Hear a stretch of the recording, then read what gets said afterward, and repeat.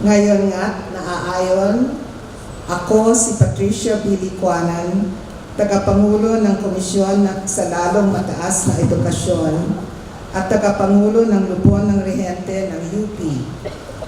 Gamit ang kapangyarihan ipinagkaloob ng batas, ay nagtatanghal sa iyo, Danilo Lardizabal Concepción, bilang ika-21 Pangulo ng Universidad ng Pilipinas.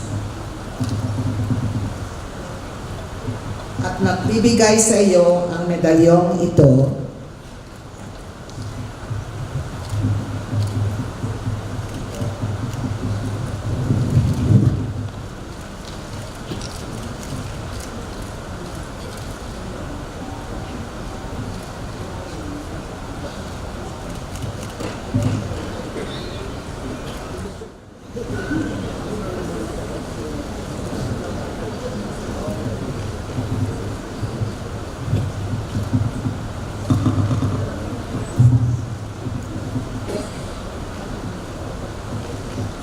at nag-aabot ng mace na ito sa gisag ng kapangyarihan ng pagkapangulo ng pamantasan nang sa pamamagitan ng ritual na ito ay maisalin sa iyo ang lahat ng katungkulan at kaukulang karapatan ng iyong tanggapan.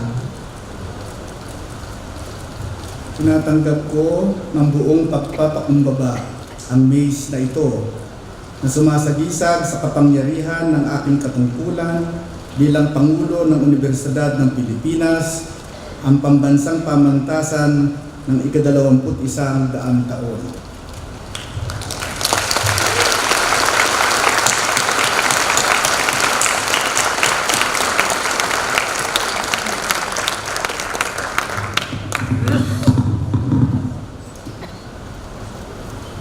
Ako ay taimtim na nanunumpa na gagawin ko sa abot ng aking kakayahan na isulong ang pinaka-iingat-ingatang mga kaugalian ng ating pamantasan. Ang dangal, husay at paglilingkod sa bayan ng may pag-aalay ng sarili, malasakit at pagdamay. Pamumunuan ko ang pamantasan ng may malinis na budhi, pagpapakumbaba at pagtanaw at pagsasaalang-alang sa kapakanan ng lahat ng pinamumunuan at ng bayang pinaglilingkuran. Isusulong at ipagtatanggol ko ng marugdob at masikhay ang kalayaan ng buhay akademiko ng pamantasan at lubos na itataguyod ang patuloy nitong pag-aambag bilang pambansang pamantasan sa paglago ng bansa at katarungang panlipunan. Paninindigan ko ang lahat ng ito sa tulong ng balana at sa awat biyaya ng makapangyarihang may likha.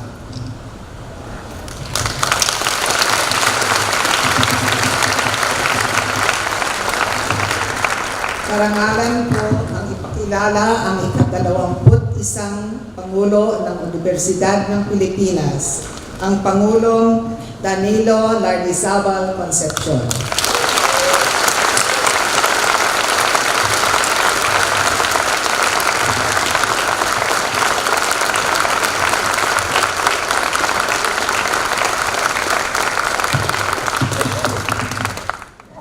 Madam Chairperson Licuanan and esteemed members of the Board of Regents, Madam Vice President Robredo, the Honorable Members of the Cabinet, the Honorable Members of the House of Representatives, the Honorable Justice of the Supreme Court, the Honorable Ombudsman, Your Excellencies of the Diplomatic Corps, the CHED Commissioners,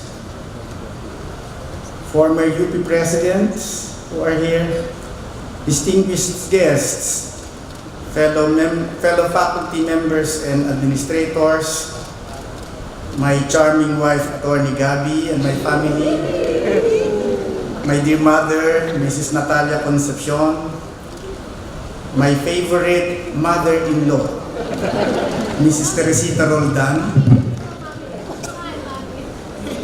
relatives, our dear students, our valued co-workers, friends, ladies and gentlemen, good afternoon. I stand before you today as a student trained in two disciplines, that of science, which taught me the measure of nature, and that of law, which taught me the measure of man. I cannot claim that I have learned enough because education is a lifelong process and I expect to live a little longer. But this I have surely come to realize, that while nature may be bewilderingly complex, man is infinitely more so. If I had remained an agricultural engineer, I might have been happy designing new tools for farming or more effective irrigation systems.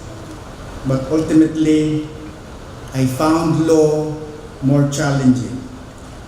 That which is the calibration and codification of human and social behavior.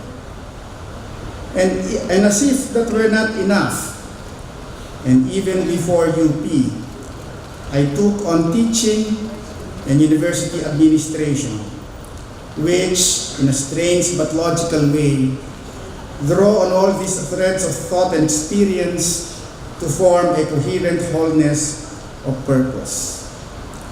Indeed, the university is probably the one institution in society, with the possible exception of Congress, where diversity and difference are its very nature and intrinsic to its success. Today, with nearly 200 undergraduate and almost 350 graduate programs, UP can proudly claim to offer the broadest canopy under which Filipino students and scholars can learn. Nowhere else in this country can you take such diverse courses as archaeology, geomatics engineering, tropical landscape architecture, and women and development. That is what a national university is for, and that is why UP is a national university. We recognize that a national university exists not to profit the pocket, but to enrich the mind and to enlarge the soul of our people. We stand firm in the belief that all forms of knowledge benefit humanity, and that part of our mission is to employ that knowledge for social transformation. At his investiture in 1911, our first president, Dr. Murray Bartlett, made it clear that the new University of the Philippines was not merely going to be a copy of its models in the West, but it would be a university for Filipinos, devoted to providing the intellectual and moral leadership essential to social salvation and progressive national development. It seems ironic today, given our much vaunted nationalism and secularism, to remark that Dr. Bartlett was an American and a Protestant pastor. But that irony offers a vivid proof that our founders understood that creating a great university would mean stepping out of one's own moorings into a true community of minds. And so, difference and diversity have been with us since the beginning. And of course, dissension and debate, especially since the University Council was first set up. But again, and notably, we have managed to harmonize our differences over more than a century of discourse to forge a way forward, whether it be in terms of crafting a curriculum for general education or rewarding performance and productivity. Therein lies our university's vitality, not in the fact that we argue because argue we must, but in the fact that we have always managed at some point to agree, because agree we also must. Dissent has been coded into our DNA, the most familiar expression of the critical thinking we have sought to imbue every UP student with.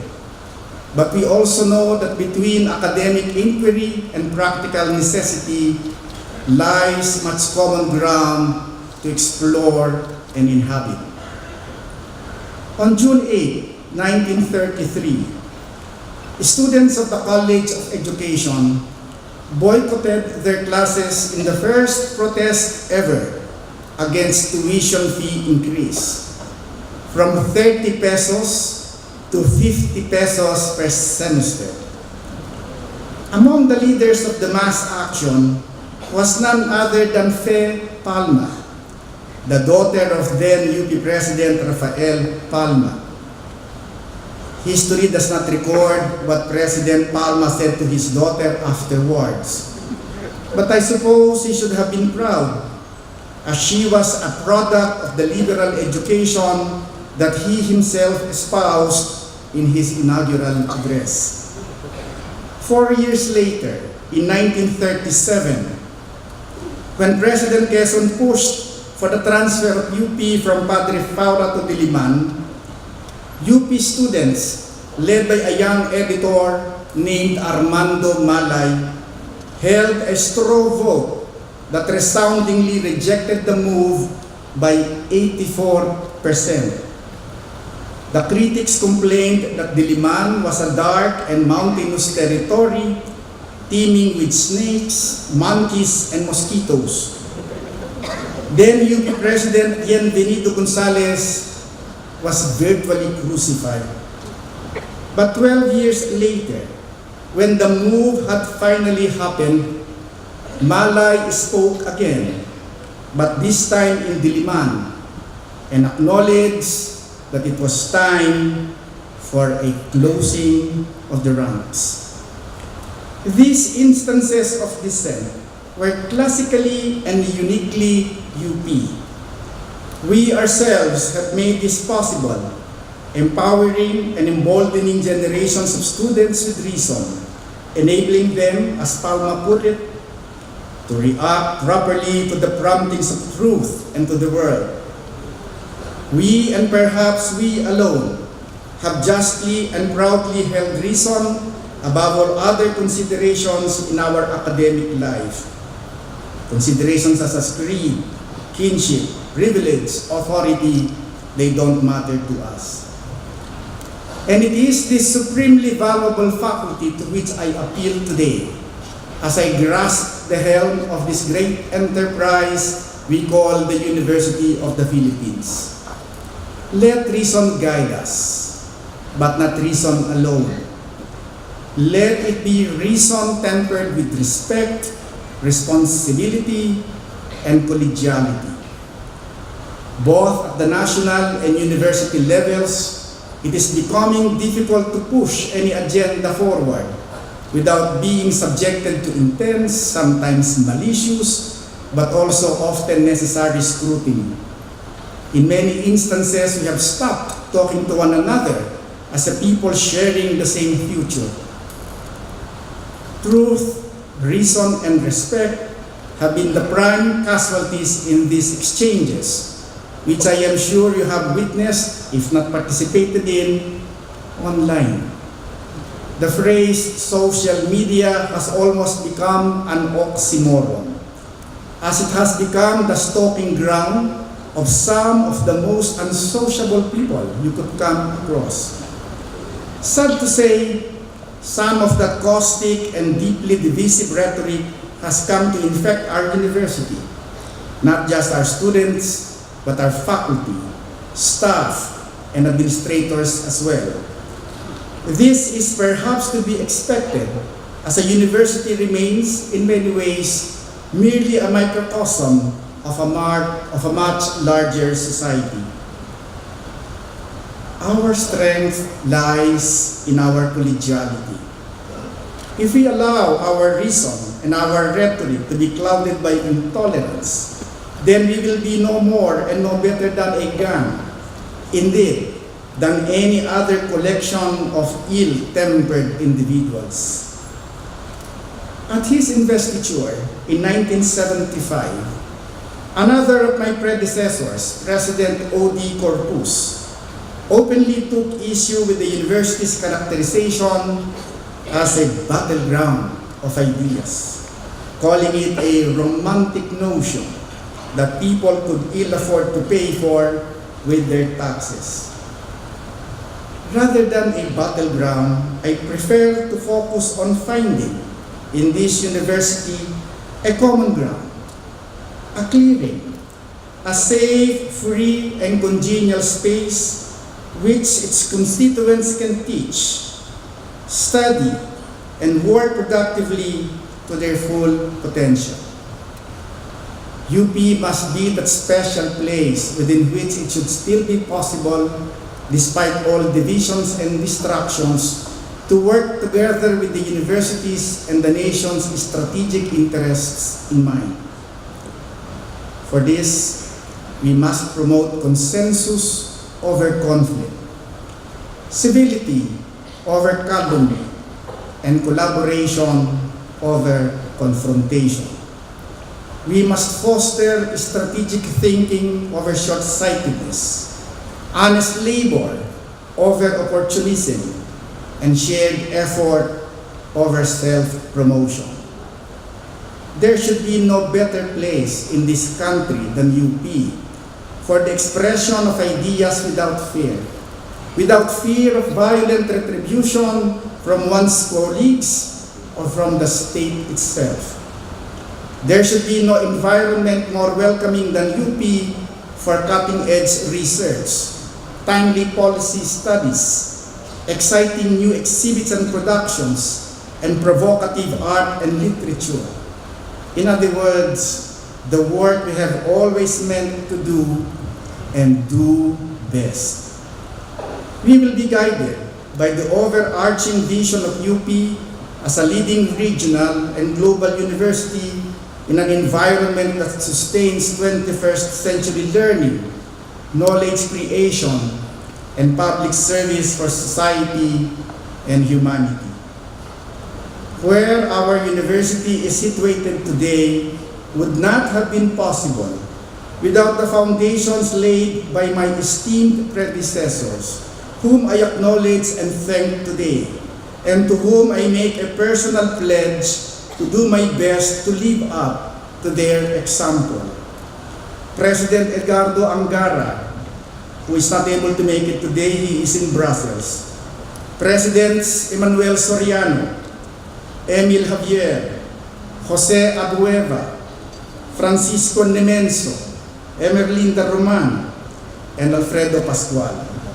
Sa inyo pong lahat, tanggapin ninyo ang aming taus-pusong pasasalamat, paggalang, at pagpupugay. Bunsod ng ating hangaring ituloy ang mga mahahalaga at makabuluhang pagbabago, at sa paniniwalang mayroon tayong maiaambag sa hangaring ito, inialay po natin ang ating sarili upang maglingkod bilang Pangulo.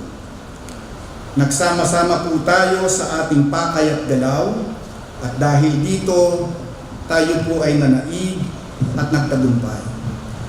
Ngayon, ang tagumpay na ito ang simula ng ating pagkilos upang patunayan sa lahat na ang mga pangarap at adhikain na sinampalatayaan at pinanghawakan ng ating mga kasama, kakampiman o katunggali ay kaya nating maisakatuparan at makamtan.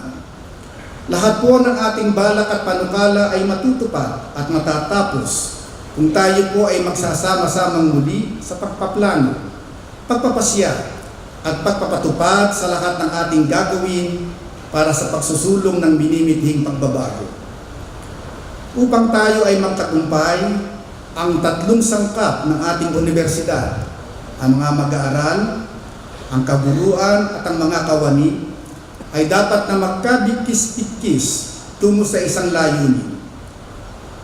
Nasa pagkakaisa nating lahat lamang ang susi ng tagumpay. Totoo, ang pagkakaisa ay tunay na mailap, at mahirap makamit, sapagkat lubhang maraming pagkakaiba ang ating mga pangangailangan, paniniwala at pamantayan. Subalit tayo ay nananalig na mayroong isang tagpuan kung saan lahat tayo ay maaaring tumayong sama-sama na parang isang katawan. Bilang isang katawan, tiyak nating mapagtatanto at madarama na ang sakit ng kalingkingan ay sakit ng buong katawan. Ang sakit na iniinda ng sino man sa atin ay sakit na iindahin ng lahat natin. Hindi natin marahil napapansin, subalit ang tagpuang ito ay nasa mga puso na natin. Kailangan lamang po natin itong mapagtanto at madama. At upang tayo ay manatiling magkakayakap sa ating tagpuan, tayo po bilang Pangulo ang magsisilbing isang pagkit na sa ating lahat ay hahatak at magdidikit upang wala ni isa man sa atin ang mawalay o malisya. Tayo po ay nakalaang makinig kanino man upang malaman ang inyong mga loobin, balak at pangangailangan, upang tayo po ay magabayan sa ating pag-ugit. Sa ating pong pamumuno, mas mahalaga ang kagalingan ng lahat kaysa ating personal na pananaw o kagustuhan. Sa ating pagpapasya, sa mga hakbang na ating tatahakin, ang ating gabay at panuntunan ay pagmamalasakit. Pagmamalasakit sa ating universidad, pagmamalasakit sa ating mga profesyon, pagmamalasakit sa ating mga sarili, at pagmamalasakit sa isa't isa. Kung tayo po ay nagmamalasakit, tayo ay lubos na nag-iingat. Nag-iingat na ang ating bawat kilos at galaw ay hindi makasasakit o makasasama sa bawat isa sa atin. Kung pagkakaisa ang susi sa tagumpay ng ating mga mithiin, pagmamalasakit naman ang susi tungo sa isang samahang wagas at pangmatagalan. Sa susunod na 6 na taon na ating hahawakan ng itimon, ito po ay ating hahawakan ng mahigpit at maingat, sapagkat maraming hamon at balakid ang ating haharapin, bubunuin at gagapiin. Sa simula pa lamang ng ating pag-ugit, isang malaking hamon ng agad ay sumalubong sa atin, ang libreng matrikula sa kolehiyo. Tunay po na ito ay isang malaking hamon, sapagkat 60% ng ating koleksyon mula sa matrikula ay nakalaan para sa ating mga faculty development programs. Kung hindi po ibibigay sa atin ng national government ang katumbas ng dapat ay ating koleksyon, wala po tayong malilikom na pondo na sadyang ilalaan para sa mga programang magpapaunlad sa katayuan ng ating kaburuan. Bukod dito, bagamat totoong libre na nga ang tuition sa UP, makapasa naman kaya sa UPCA ang mga kapuspalad na kabataan na sa UP ay nais makapag-aral. Wala pong saysay at kabuluhan ang programang libreng matrikula kung sa UPCA ang estudyante ay di naman papasa. Sa mga nakalipas na pagsasaliksik at pag-aaral, napag-alaman na maliit na bahagi lamang ng mga nagtatapos sa maraming public high schools sa labas ng Metro Manila ang pumapasa sa UPCA. Ang sinisisi po nilang dahilan ay ang mababang kalidad ng pagtuturo sa mga public high schools na ito. Dahil dito, panukala po natin na gawing kondisyon sa pagtanggap sa isang estudyante ang pagbibigay ng balik serbisyo sa ating bayan. Balik serbisyo 1 taon pagkaraang makatapos ang estudyante sa kanyang kurso. Sa loob ng 1 taon, siya po ay ating pagtuturuin sa senior high school sa mga public schools na ito upang kahit manawari ay tumaas ang kalidad ng kanilang edukasyon. Ang kondisyong balik serbisyo ay hindi naman po sapilitan. Malaya po ang estudyante na hindi magbalik serbisyo, dangan siya po sa halip ay magbabayad ng matrikula kung siya po ay tatanggi bago makatapos, o ang buong halaga ng kanyang edukasyon kung siya ay tatanggi kapag siya ay nakapagtapos na. Hindi rin po libre ang pagbabalik serbisyo. May bayad po sila habang sila ay nagtuturo. Ganun pa man, tayo po ay lubos na umaasa na magbabalik serbisyo ang ating mga scholar ng bayan. Ito na po ang kanilang pagkakataon na isabuhay ang kanilang isinisigaw na pagmamahal sa bayan. Ito na po ang pagkakataon na patunayan nila sa kanilang mga sarili ang panawagan nilang maglingkod sa kapuspalad nating mga kababayan. Madalas pong magmarcha ang ating mga estudyante, sumisigaw ng pagbabago. Kung atin pong wawariin, parang wala nang katapusan ang kanilang mga reklamo at kahilingan. Parang ibig nilang sila na ang magpalakad sa ating universidad at sila ay mag-aral ng sang-ayong tangi sa kanilang pasya at kagustuhan. Subalit sinasabi natin ngayon sa kanila na hindi natin sila pipigilan sa kanilang pagpapahayag ng kanilang mga kaisipan at paniniwala. Hindi natin sila bubusalan sa kanilang mga hinaing. Bagkus, sila ay ating pakikinggan, uunawain at gagabayan. Hindi po natin hinuhubog ang ating mga estudyante sa isang hulmahan. Hinuhubog po natin sila upang magkaroon ng isang malaya, mapanuri, mapagtanong at malikhaing pag-iisip. Upang sila ay magtaglay ng diwang walang takot, ng tinig na hindi pasusupin, at upang sila ay manindigan para sa katwiran at katarungan. Sa ating kaguruan, ang lakas natin ay nasa ating kakayahang magtalo at magpasya bilang isang kalipunan. Ang kakayahang ito ay ating itataguyod at pag-iibayuhin ng marugdo. Pagsisikapan nating malikom ang pondong kailangan ng ating faculty development programs upang hindi maputol ang mga programang nasimulan na at upang madagdagan pa nga. At upang manatili sa universidad ang ating mahuhusay na kaguruan, pag-aaralan po natin na luwagan ang mga regulasyon sa tenure at promotion upang ang mga ito ay maging mas tatas at mas makatarungan. Marapat din na sila ay bigyan natin ng magandang working condition at masaya at masiglang buhay akademiko sa ating mga campus. Titiyakin po natin na maitayo muli ang nasunog na faculty center sa loob ng 3 taon. Ang bagong faculty center po na ito ay magiging mas malaki, mas moderno, at mas faculty friendly.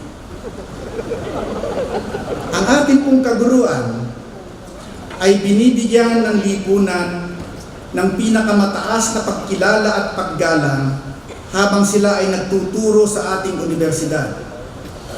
Hindi po natin papayagan na sila ay mawalan ng dignidad matapos na sila ay magretiro sa pagtuturo.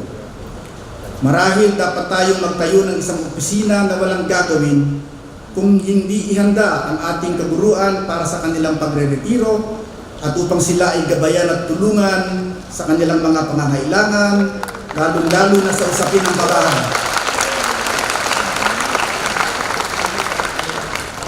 Nakalista po sa ating priority projects ang pagpapaganda sa ating mga campuses.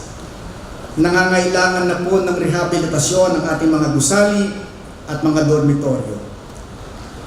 Dapat na po nating wakasan ang masakit na biro na walang malinis at mabangong CR dito sa UP. Tayo po ay nananawagan sa ating mga alumni na sana tayo ay tulungan at damayan sa krusadang ito. Sa mga matagumpay nating alumni na tumira at nakinabang sa murang bayad sa ating mga dormitoryo, sana'y masumpungan nila sa kanilang mga puso ang magsukli at dumamay sa ating pagkabangong anyo.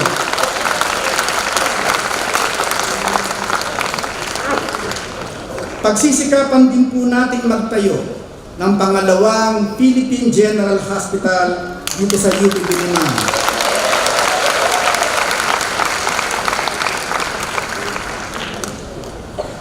Kasama po sa itatayo ang kakambal nitong College of Medicine at Genomic Cancer Research Institute. Ang medical complex po na ito ay magbibigay serbisyo sa komunidad ng UP Diliman at ng Hilagang Metro Manila at magsisilbing teaching hospital ng College of Medicine. Ang College of Medicine ay magdaragdag naman ng mga doktor sa ating bansa at ang institute po naman ay tutuklas ng lunas sa cancer gamit ang makabagong siyensya ng genomics. Pangarap po natin na ang PGH na ito ay maging pinakamoderno at pinakamagandang ospital sa buong bansa. Naniniwala po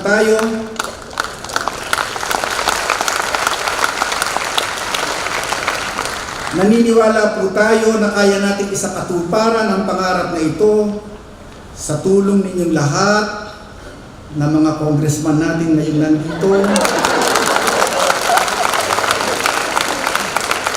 at ang lokal at pambansang pamahalaan.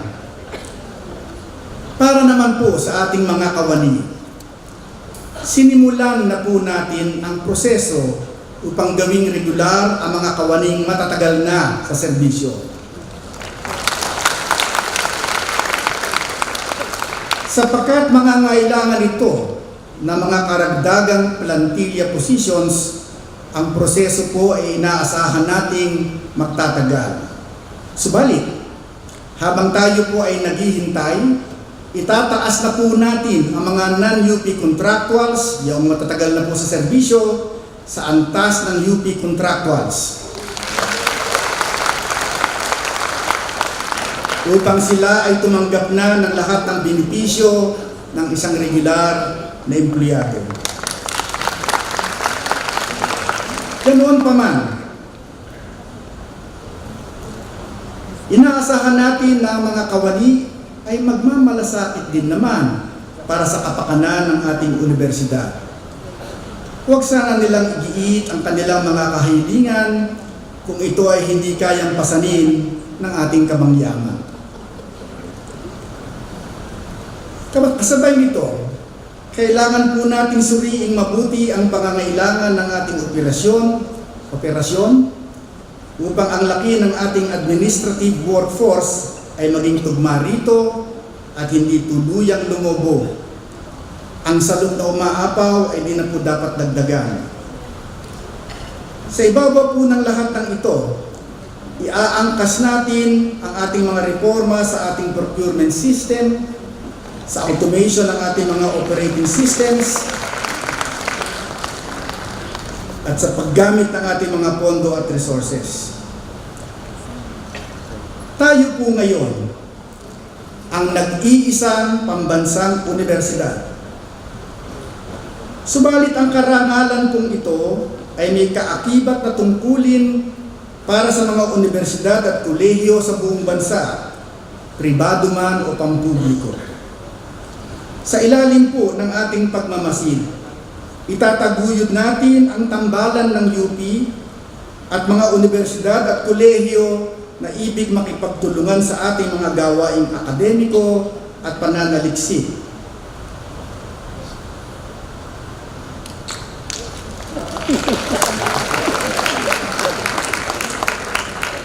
Pag-aaralan po natin ang pagbalangkas sa isang facility sharing scheme para sa ating mga SUCs.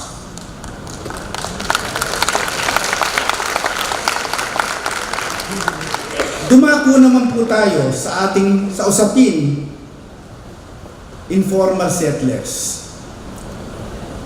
Lingid sa karamihan, ang pamilya po natin minsan ay naging informal settler din. Kung kaya po damang-dama rin natin ang nararamdaman ng ating mga kababayang nakikitirik sa ating mga lupain.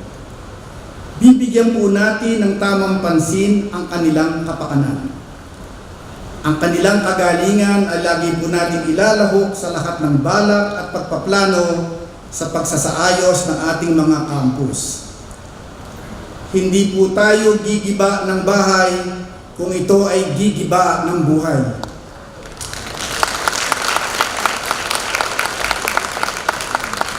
Ang tanging dasal po natin, sana'y tulungan tayo ng ating pambansang pamahalaan at sana'y magmalasakit din naman ang ating mga informal settlers sa ating universidad at sa ating komunidad. Hindi po natin ikinahihiya kailanman na tayo ay galing din sa hirap. Dala po ng kahirapan sa buhay, tayo po ay nangailangang tumulong sa ating mga magulang sa pagtataguyod sa ating pamilya. Tumulong po tayo na magpaaral sa ating mga kapatid upang magbago ang kanilang mga kapalaran at ng ating mga mahal sa buhay. Sa ating pagtulong, nangailangan pong humingi tayo ng awa sa may kapal. At upang patunayan na ang ating panalangin ay taimtim, tayo po ay nagbitaw ng isang panata. Panata na tayo po ay hindi hahanap ng kabiyak sa buhay hanggat hindi natatapos ng kolehiyo ang lahat ng ating mga kapatid. Dininig po ng may kapal ang ating panalangin at malugod naman po nating tinupad ang ating panata. Hindi po tayo nakipag-isang dibdib kay Atty. Gabi hanggat hindi po tapos ng medisina ang bunso nating kapatid.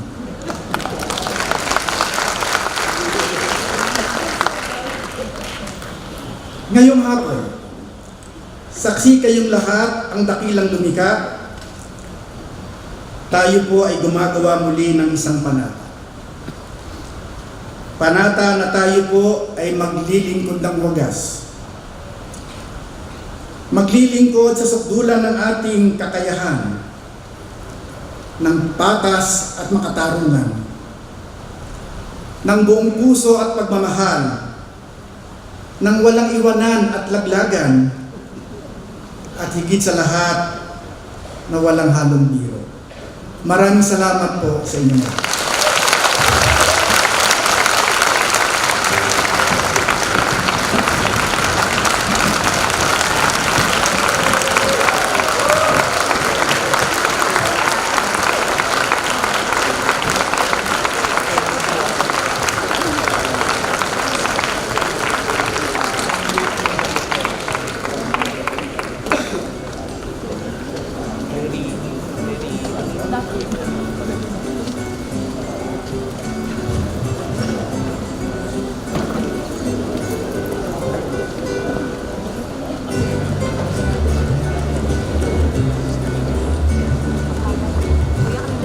Isang taus-pusong pagbati sa inyo, Pangulong Danilo Lardizabal Concepción. Hangad po namin ang tagumpay ninyo at ng Universidad ng Pilipinas.